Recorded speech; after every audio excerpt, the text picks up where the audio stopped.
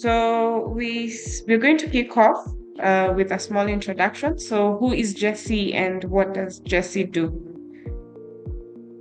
All right. Thank you for this opportunity, and it's a pleasure for me to be here. So, I am Dr. Jessy Goupeyou-Youmsi from Cameroon.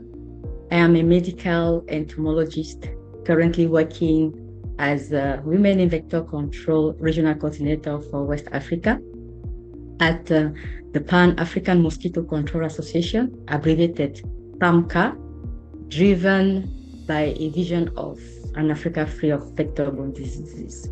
So when it comes to emerging leaders and women leaders in the healthcare space, so what would be the advice you'd give them in terms of them looking to make significant impacts in the sector and also contributing to gender equality? The advice to young women. So, what I can say, for example, to develop yourself, what I can say to any aspiring young lady in the field of vector-borne disease, even in the healthcare sector in general, to develop yourself to, for example, deepen your expertise in your chosen field, also to keep learning. Knowledge is power. Don't stop yourself from learning. Keep learning and keep your integrity. As I often tell my daughters, even to the young ladies I mentor, there's one thing your friends and your enemies will agree with. It's your talent, it's your expertise, it's who you are. So keep learning, keep improving yourself. I will also say to collaborate and empower, especially to aspiring young ladies, to find mentors for those who do not have, to go to their peers, to learn from them, and to also communicate or collaborate with their fellow students or colleagues, even if they are from other disciplines, to really expand their knowledge and to also expand the network. Yes. One thing I can also mention is advocate for change. Yes. So we should lead by example.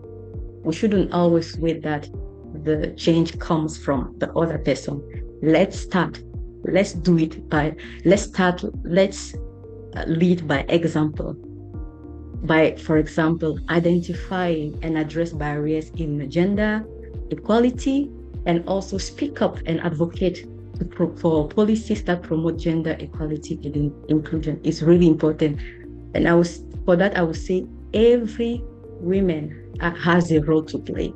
If every woman take actions towards this, I think we will have better outcome for gender equality and inclusivity.